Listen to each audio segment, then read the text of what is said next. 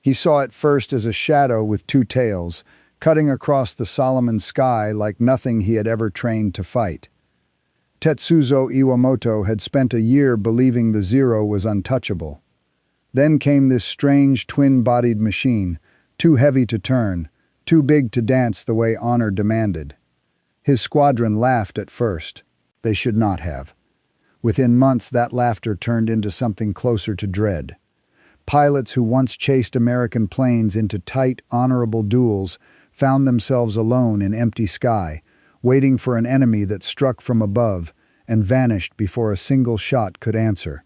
One escort pilot, a young warrant officer named Kenji Yanagiya, would carry the memory of this machine for the rest of his life, long after the war ended, long after he stopped speaking of it at all. What did Japan actually think of the P-38 Lightning? The real answer was never written down the way history remembers it. It is buried instead in private diaries and quiet confessions, and it is far stranger and far more human than anyone expected. This is that story. The airfield at Rabaul smelled of aviation fuel and wet jungle rot, a combination every pilot in Iwamoto's Zero fighter unit had learned to associate with home. Coral dust settled on everything, on the wings, on the ration tins, on the sweat drying along a man's collar before the morning heat had even fully arrived. It was late November 1942, and Chief Petty Officer Tetsuzo Iwamoto stood beneath the wing of his Zero, wiping condensation from his flight goggles with a rag that had long since stopped being clean. Somewhere behind him a mechanic hammered at a stuck fuel cap, and further off, gulls wheeled low over the volcanic ridgeline that framed the bay, indifferent to the war being staged beneath them.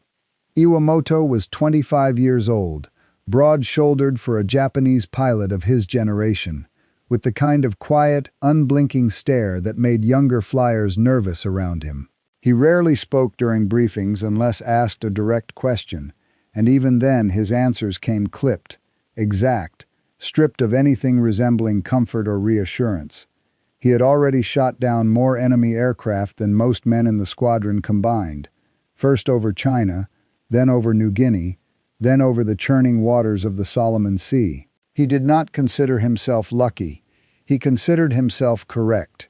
He believed, the way a craftsman believes in a tool he has used for years, that no American fighter built could outturn a Zero, and no American pilot alive could outthink one.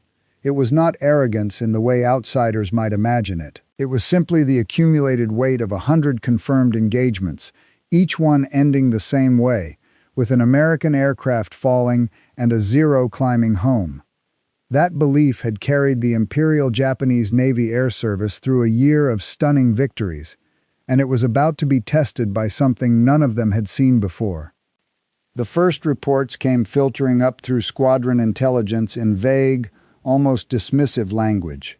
Coast watchers on Bougainville and Guadalcanal spoke of a strange new American aircraft with 2 engines and 2 tail booms, a fuselage split down the middle like some mechanical insect. Pilots who caught only fleeting glimpses of it through cloud cover described a machine too large, too heavy, too obviously built for something other than a dogfight. Japanese intelligence officers, working from these fragments, drew the conclusion that made the most sense to men trained in a doctrine built entirely around speed of turn and lightness of frame. This new aircraft, they decided, was almost certainly a heavy bomber escort, slow to maneuver, easily lured into the kind of close-range, circling combat where the Zero had never lost. Iwamoto heard the briefing and said nothing. He had learned long ago that the enemy rarely built anything without a reason, even when the reason was not immediately visible. He would not have to wait long to find out what that reason was. What Japanese intelligence did not know, and would not learn for some time, was how close this strange twin-bodied fighter had come to never reaching the Pacific at all. When Lockheed engineers first unveiled the aircraft's radical design back in 1937, officers within the United States Army Air Corps had openly doubted it. A twin-engine interceptor with 2 tail booms and a central cockpit pod looked, to men raised on biplanes, like something drawn by a child who did not yet understand how airplanes were supposed to look. The doubts only deepened once prototypes began flying. Engines overheated during long climbs. Cockpit glass frosted over at altitude, leaving test pilots half-blind in the thin, freezing air. Worst of all, during high-speed dives, something happened that no engineer at the time could fully explain. Past roughly 500 miles an hour, the controls would seize, locking the aircraft into a steep, unrecoverable descent. Several young test pilots died before Lockheed's engineers finally isolated the cause, a violent aerodynamic effect, later named compressibility, and devised dive recovery flaps to correct it. There had been serious talk of canceling the entire program. Senior officers argued that American industry should focus its resources on simpler, proven single-engine fighters instead of chasing an unconventional design that kept killing its own pilots in testing. Lockheed refused to abandon it. Engineers reworked the turbo superchargers, improved the cooling systems, strengthened the airframe against the stresses of high-altitude combat. By late 1942, the aircraft that emerged from that long and bloody development process was no longer an experiment. It was a machine built specifically to fight the kind of war Japan had never planned for, a war fought not at close range but across vast stretches of open ocean, where range and speed mattered more than how tightly an aircraft could turn. None of this history meant anything to Iwamoto's squadron as they climbed into their cockpits on a humid morning in early December. What mattered was what appeared on the horizon an hour into their patrol, low over the water near the eastern Solomons. At first, from a distance, it did look almost comical. The twin-boom silhouette, the bulbous central pod housing the pilot, the strange proportions that broke every visual rule Japanese pilots had learned to associate with fighter aircraft. One of the younger flyers in Iwamoto's formation actually laughed over the radio and called it a flying catamaran. Iwamoto did not laugh. He watched the four aircraft in the distance hold their altitude, hold their formation, and refused to descend into the kind of maneuvering fight his instincts told him they should already be entering. Then the P-38s dove. They came from several thousand feet above, engines screaming in a register Iwamoto had never heard from an American fighter, and by the time he registered what was happening, tracers were already tearing past his canopy in bright, deliberate lines. The Zero beside him, flown by a pilot he had trained alongside for months, took a burst of concentrated fire directly through the engine cowling and began trailing black smoke almost immediately. Iwamoto caught a glimpse of the young man's face through the canopy glass in the half-second before the stricken Zero peeled away, and it was not fear he saw there so much as pure confusion, the look of a man whose entire understanding of how a fight was supposed to unfold had just been proven wrong in an instant. There was no prolonged exchange, no circling duel of the kind Iwamoto had fought 100 times before, no chance to force the enemy into the tight, climbing turns where a Zero always won. The American fighters struck once, climbed away at a speed no Zero in the squadron could match, and simply left, engines fading into the haze until the sky above the water was empty and silent again, as if nothing at all had happened. By the time Iwamoto brought his aircraft around to pursue, the twin-boom shapes were already distant specks vanishing into cloud, and he throttled back, jaw tight, knowing the chase was already lost before it had begun. He returned to Rabaul that afternoon having neither scored a kill nor lost his own life, which under different circumstances might have counted as an unremarkable day. It did not feel unremarkable. His hands, he noticed while climbing down from the cockpit, were not entirely steady, a small detail he chose not to mention to anyone. It felt like something had shifted beneath him without his permission, some quiet, foundational certainty cracking in a way no single lost engagement should have been able to cause. That evening, squadron commanders gathered to discuss what they had seen, and the conversation revealed just how unprepared Japanese doctrine was for what this aircraft represented. The P-38, they now understood, was not simply a heavy, clumsy machine to be baited into a turning fight and destroyed at leisure. Its twin Allison engines gave it a top speed well over 400 miles an hour, a figure that stunned pilots accustomed to facing American aircraft 50 or 80 miles an hour slower than their own Zeros. Its armament, concentrated entirely in the nose rather than spread across the wings, meant every bullet and cannon shell traveled the same trajectory, allowing it to inflict devastating damage from ranges Japanese pilots considered far too distant to be dangerous. And its range, exceeding 1,000 miles, meant it could appear far from any American base, strike, and disappear before local Japanese forces could even organize a proper response. Iwamoto listened to the technical assessments with the same still, unreadable expression he wore in the cockpit.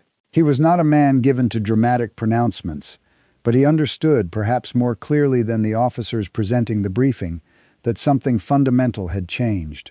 For a year, Japanese pilots had approached every American aircraft with the quiet confidence of men who already knew how the fight would end. This new machine did not seem interested in fighting the way they expected a fight to unfold at all. It struck like a blade nobody saw drawn, and it was gone again before a Zero's guns could ever truly answer. He did not yet have a name for what he felt watching it disappear into the clouds that morning. Later, many Japanese pilots would use similar words to describe it, a mixture of frustration, grudging respect, and something quieter underneath both, a low current of unease that no amount of confirmed kills against other aircraft could fully wash away.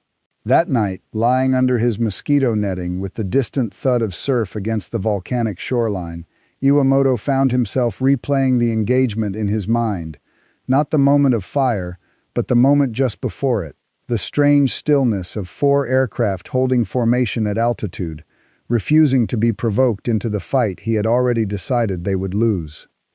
He wrote almost nothing in his diary that night, only a short line noting the wingman's damaged aircraft and the safe return of the squadron, the kind of clipped, factual entry he reserved for days that troubled him too much for longer reflection. But on that December afternoon in 1942, flying back toward Rabaul with a wounded wingman and an intact but badly shaken confidence, Tetsuzo Iwamoto understood only one thing with total certainty. The war in the sky above the Solomons had just become a different war entirely, and neither he nor anyone in his squadron yet knew how to fight it. By January 1943, the officers compiling intelligence summaries for the Imperial Japanese Navy had settled on a verdict about the strange twin-boomed fighter, and the verdict was wrong in almost every particular. Official assessments circulated among staff at Rabaul described the P-38 as an overbuilt bomber escort, a machine whose designers had traded away maneuverability for size and range, the kind of aircraft a well-trained Zero pilot could still outfly given the right conditions. The reports were not written by fools. They were written by men applying a doctrine that had never failed them before, a doctrine built on the conviction that a fighter which could not turn tightly could not truly threaten a fighter that could. What those officers had not yet grasped, sitting in dim offices thick with cigarette smoke and the low drone of ceiling fans, was that the Americans arriving over the Solomons had no intention of turning at all.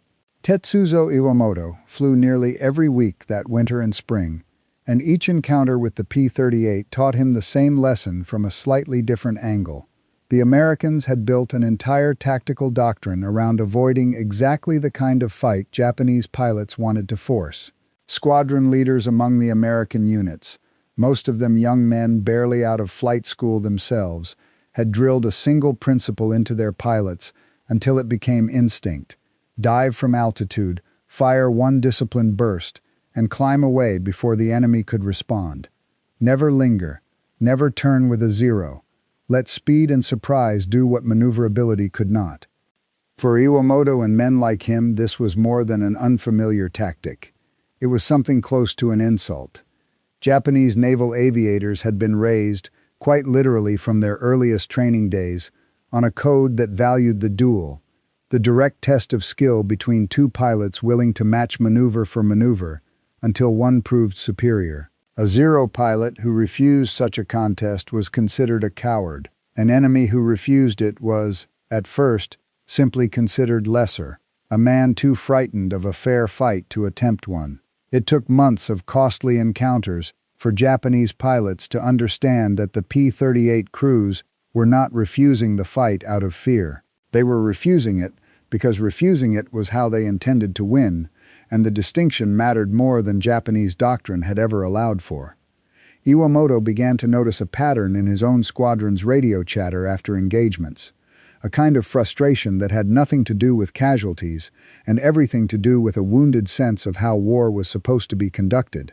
Pilots would return from patrols describing American fighters that appeared from nowhere, fired once, and vanished into cloud before a proper engagement could even begin. There was no chance to test skill against skill.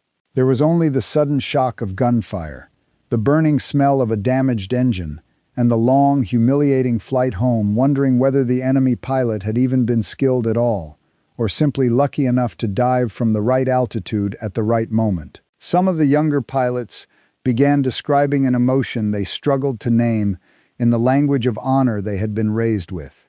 It was not fear exactly. It was closer to helplessness, the specific helplessness of a swordsman facing an opponent who refuses to draw his blade and instead simply watches from a distance, waiting.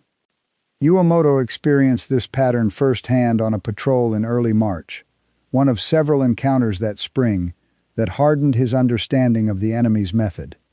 His flight had been escorting a small strike group over the strait north of Bougainville when a pair of P-38s appeared high above, little more than glints of sunlight against the cloud deck. He watched them for a long moment, waiting for the dive he knew was coming, running through the same calculation every Zero pilot in the theater had learned to make. There was no point climbing to meet them directly. Climbing sacrificed the one advantage a Zero still held, its ability to turn inside almost anything the Americans could put in the air, and that advantage meant nothing if the fight never reached close range. So he waited, holding formation, watching the two distant shapes grow larger as they committed to their attack run. The dive came fast, faster than instinct told him it should, and by the time the P-38s opened fire, Iwamoto had already broken hard into a tight climbing turn, the only maneuver that gave a Zero any chance of forcing the issue. It very nearly worked. One of the American fighters, committed too deep into its dive, overshot directly into Iwamoto's field of fire, and for a fraction of a second he had the shot he wanted. He fired, saw hits sparkle along the fuselage, and watched the P-38 continue flying regardless, trailing a thin stream of vapor but otherwise unbothered, climbing back to altitude on its second engine, while its wingman circled to cover the retreat. A Zero absorbing that kind of damage would have been finished. This aircraft simply flew away. Iwamoto returned to Rabaul that afternoon with a probable kill he could not confirm, and a fresh appreciation for just how much punishment the enemy machine could endure before it finally came down. The escort missions in particular unsettled Japanese fighter controllers charged with defending the airspace around Rabaul and the Upper Solomons. A raid intercepted in late March demonstrated the problem clearly. Japanese lookout stations reported an incoming formation of American bombers at a distance that should have placed them safely beyond fighter escort range, and interceptors scrambled, expecting an easy engagement against unprotected aircraft. Instead, as the Zeros climbed to meet the bombers, a screen of P-38s already holding altitude above the formation dove to meet them, having flown a distance no Japanese planner believed any single engine calculation could support. The intercepting Zeros found themselves fighting a defensive battle they had expected to be an offensive one, and the bombers reached their target largely unmolested. Reports from that engagement, filed by frustrated squadron commanders, noted with some alarm that the aircraft could arrive over contested airspace without the customary warning Japanese defenses relied upon, and could remain on station far longer than pre-war estimates had ever accounted for. It was during this period, sometime in the early months of 1943, that rumors of a nickname began circulating through Japanese squadrons, rumors that would outlive the war itself, and, in a strange way, outlive their own accuracy. American airmen already had their own name for the aircraft. They called it the Fork-Tailed Devil, a name born not in the Pacific but years earlier in North Africa and the skies over Germany, where Luftwaffe pilots facing the P-38 in its European theater debut had coined the phrase, "out of genuine respect and genuine dread." It was a German nickname, not a Japanese one, though the distinction would blur over the decades until many retellings of the story simply assumed Japanese pilots had invented it themselves. What Japanese pilots may or may not have said about the aircraft is a murkier question than most retellings admit. A widely repeated claim, one that would appear in American accounts and popular histories for decades afterward, held that Japanese airmen nicknamed the P-38 "two planes, one pilot," a phrase meant to capture their bewilderment at its twin-boomed silhouette. It is a memorable phrase, and it fits neatly into the story audiences want to hear, a moment of enemy testimony validating American engineering. But no verified Japanese wartime document, diary, or official report has ever been found containing that exact phrase in its original language. Historians researching the claim have traced it primarily to American wartime propaganda and post-war retellings rather than to any confirmed Japanese source. It is entirely possible individual Japanese pilots said something similar in the moment, describing the strange twin fuselage in their own words. It is equally possible the phrase was invented afterward, a piece of folklore dressed up as enemy testimony because it made for a better story than the messier, more ambiguous truth. Iwamoto himself, in the pages of his own diary, never used the phrase at all. What he wrote instead was blunter and, in its own way, more honest. An aircraft that struck from above and vanished before a man's guns could answer. That truth, uncomfortable and unglamorous as it was, mattered more to the pilots living through it than any nickname could. Through the first months of 1943, Japanese squadrons at Rabaul and along the Bougainville line adapted as best they could, developing crude countermeasures, flying in tighter defensive formations, watching the sun and the high-altitude glare more carefully for the telltale glint of an approaching dive. None of it fully solved the problem. The P-38 continued arriving on its own terms, striking on its own terms, and leaving on its own terms, and by April 1943, both sides understood that this new machine had become one of the defining threats of the aerial war over the Solomons. It was into this tense, adapting environment that a young warrant officer named Kenji Yanagiya received an assignment he considered the greatest honor of his career. Yanagiya was 24 years old that spring, a veteran already of more than 100 combat missions, respected among his peers as a steady, capable escort pilot rather than a flamboyant ace chasing personal kill totals. He did not have Iwamoto's fearsome reputation or his long list of confirmed victories. What he had instead was reliability, the kind of quiet competence that made squadron commanders trust him with missions where a single mistake could not be tolerated. In the second week of April 1943, that trust translated into an assignment that filled him with a pride he would remember for the rest of his life. Fleet Admiral Isoroku Yamamoto, Commander-in-Chief of the Combined Fleet and the most revered military figure in the entire Japanese Empire, was scheduled to conduct an inspection tour of frontline bases in the northern Solomons, and Yanagiya was among the small group of Zero pilots selected to fly escort. The mission itself had been planned with what Japanese officers believed was complete security. Yamamoto's itinerary, timed down to the minute in the meticulous style he was known for, had been transmitted by radio to the units expecting his arrival. What no one in the Japanese command structure yet understood, and what would not become clear to them until long after the war ended, was that American codebreakers had been reading substantial portions of Japanese naval communications for months. The itinerary reached American commanders in the Pacific with enough detail and enough advance notice that a targeted interception became possible, an operation that would come to be known as Operation Vengeance. On the morning of April 18, 1943, Yamamoto's transport, A Mitsubishi bomber accompanied by a second aircraft carrying senior staff officers departed Rabaul on schedule, exactly as the radioed itinerary had promised. Yanagiya flew as one of 6 Zero fighters assigned to escort the two transports on the final leg of the journey toward Balale, a small airstrip near Bougainville. It was, by his own later recollection, an unremarkable morning at first. Clear skies over dense green islands and open water, the kind of routine escort flight he had performed dozens of times before. He felt, in his own words given decades later, genuinely honored to be trusted with protecting the Empire's most important military commander. The morning of the mission began with the kind of ceremony rarely afforded to ordinary flights.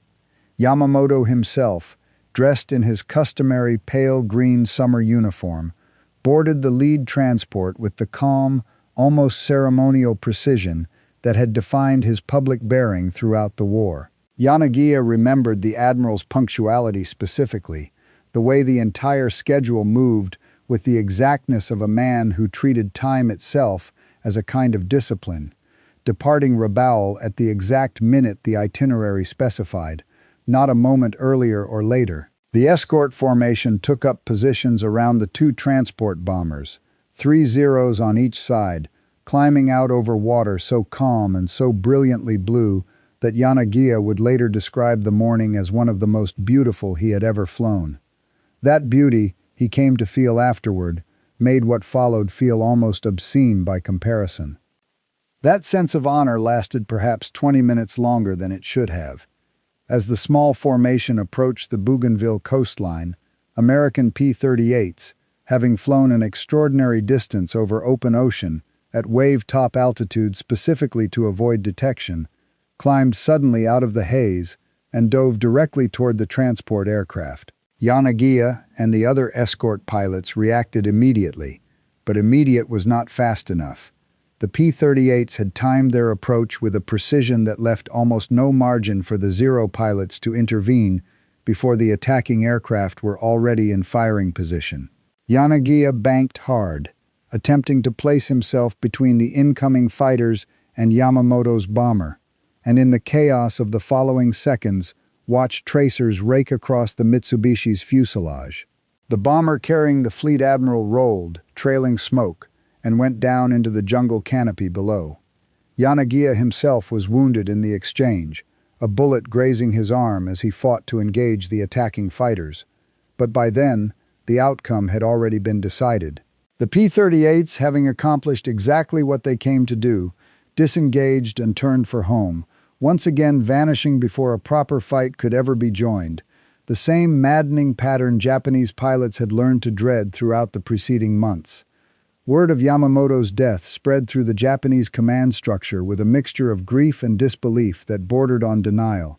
For an empire that had built enormous psychological capital around Yamamoto's brilliance and near-mythic reputation, the idea that American fighters had known precisely where and when to find him seemed almost impossible to accept through ordinary means. Rather than confront the more unsettling possibility that their naval codes had been compromised, some officers within the Japanese command quietly entertained the suspicion that a spy or informant somewhere within their own ranks must have leaked the admiral's schedule directly to the Americans. It was, in its own strange way, easier to imagine a single traitor than to imagine that the entire communications system the Imperial Navy depended upon had been read by the enemy for months. That deeper, more dangerous truth would not be fully acknowledged within Japan until long after the war had ended. For Yanagiya, the psychological wound ran even deeper than the physical one on his arm. He had been trusted with protecting the Empire's most important commander, and he had failed, not through any lack of skill or courage, but because the enemy had arrived flying an aircraft, and a tactic that made failure almost inevitable regardless of skill. He would carry that particular shame privately for decades, rarely speaking of the mission even to close family, a silence that said as much about the psychological weight of facing the P-38 as any official report ever could. The Yamamoto operation crystallized something that had been building among Japanese aviators for months. This was not merely a well-built enemy aircraft. It was a weapon capable of reaching directly into the heart of Japan's command structure, striking not just formations of fighters and bombers, but the single most important individual in the entire combined fleet. Squadron commanders who had once dismissed the P-38 as an overbuilt curiosity now found themselves rewriting tactical doctrine, urging pilots to avoid engaging it at altitude whenever possible, to seek combat only in conditions where a Zero's maneuverability could be brought to bear at close range before the American fighters could establish their preferred diving position. By the later months of 1943, the shift in official Japanese assessment had become unmistakable. Internal memos that had once described the aircraft as a bulky, speed-focused escort now carried a distinctly different tone, warning of a dangerous high-speed attacker requiring extreme caution from any pilot who encountered it. Iwamoto, continuing to fly combat missions out of Rabaul through that period, recorded in his own diary an assessment that echoed the sentiment spreading through the fleet. "It came from above like a hawk," he wrote, "striking and vanishing before a man's guns could ever answer." There was, beneath the tactical frustration, something more corrosive taking root among Japanese pilots that year, a psychological toll that no formation change or revised doctrine could fully address. Zero pilots had entered the war with an almost unshakable confidence built on genuine skill and a string of early victories that seemed to confirm their aircraft's superiority in every meaningful category.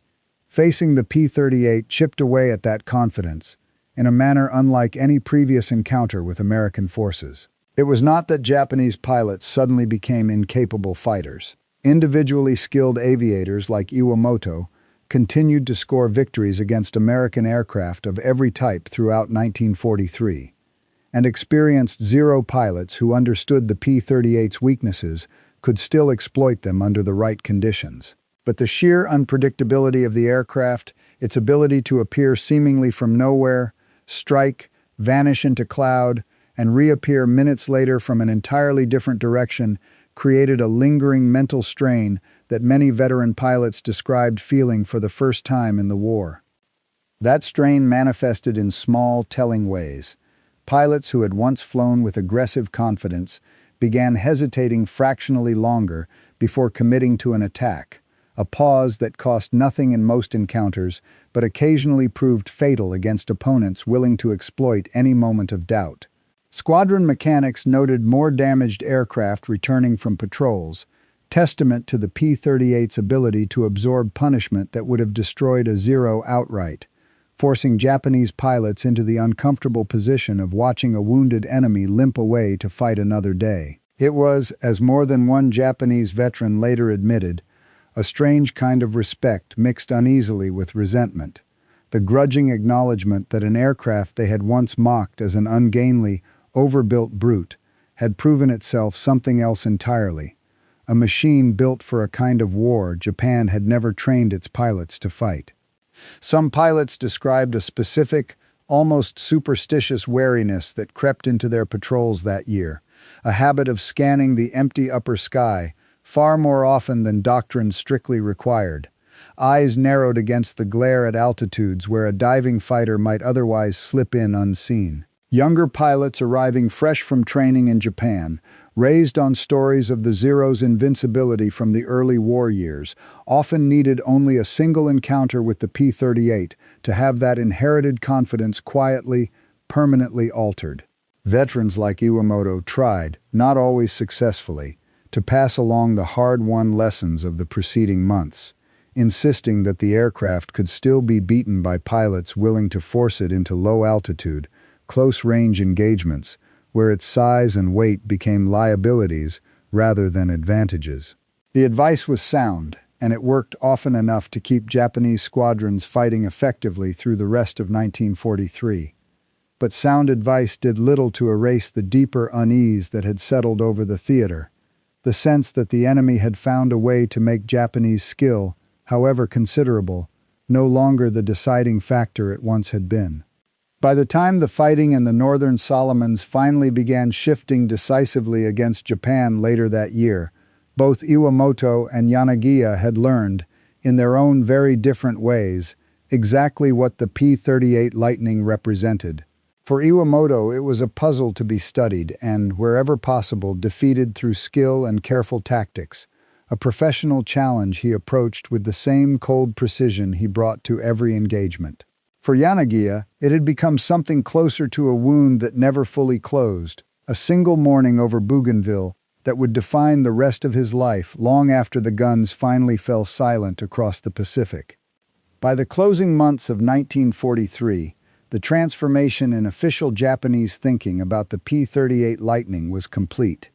The dismissive language of early intelligence reports, the confident predictions that a well-flown Zero could always outmaneuver this ungainly American machine, had vanished from staff assessments entirely. In their place stood a very different kind of document, one that spoke of a dangerous high-speed attacker requiring extreme caution, an aircraft whose pilots should be engaged only under conditions of Japan's choosing, never the enemy's. It was, in its own quiet, bureaucratic way, an admission that the doctrine Japanese naval aviation had trusted for a decade no longer applied cleanly to the war being fought in the skies above the Solomons. For Tetsuzo Iwamoto, the year that followed brought no shortage of combat. He continued flying out of Rabaul and later other Pacific bases as the fighting shifted, adding steadily to the tally he kept in his personal diary, a running account that would eventually be published nearly 3 decades after the war ended under the title Zero Fighter Shoot-Down King. That diary claimed an extraordinary total, over 200 aircraft destroyed or damaged across the full span of his combat career, among them 4 P-38s he believed he had personally shot down during his time in the Solomons. It was, by any measure, one of the highest claimed scores of any fighter pilot in the war, a figure that would have made Iwamoto not merely a skilled aviator, but arguably the most successful fighter pilot in history. Modern historians examining that claim alongside American loss records have found the two accounts difficult to reconcile. The number of P-38s and other American aircraft actually lost in combat over the relevant period falls well short of what Iwamoto's diary describes, a discrepancy common to fighter pilot claims on every side of every air war, where the chaos of combat, the difficulty of confirming a kill amid smoke and maneuvering aircraft, and simple human overestimation regularly inflated personal tallies far beyond what enemy records could later support. This does not make Iwamoto a fraud in any deliberate sense. It makes him more likely a man recording the war the way he experienced it in the moment, certain of kills that combat conditions made genuinely impossible to verify, and perhaps, in the years after defeat, unwilling or unable to revise a memory that had become part of how he understood his own service. The gap between his diary and the historical record stands today as its own quiet lesson, a reminder that the story a nation tells itself about a war, even in the private pages of one soldier's journal, does not always match the story the surviving evidence supports. Iwamoto survived the war itself, one of a shrinking number of Imperial Navy aviators from the early campaigns still alive by August 1945, but survival did not bring him the peace it might have. Japan's defeat left him, like millions of former servicemen, without rank, without a clear place in a country busy trying to rebuild itself, and by most accounts he struggled with depression through the years of Allied occupation that followed. It was not until 1952, after the occupation formally ended, that he finally found steady work at a spinning mill, a quiet, unremarkable job for a man once celebrated as one of the deadliest fighter pilots in the Pacific. That quiet life did not last. In the summer of 1953, he fell ill with what doctors initially diagnosed as a minor intestinal complaint. It was, in fact, appendicitis, and the operation that followed went badly wrong, leaving him with an infection his body never recovered from. Tetsuzo Iwamoto died in May 1955, not yet 40 years old, killed not by the enemy aircraft he had spent years studying and fighting, but by a botched surgery in a peacetime hospital.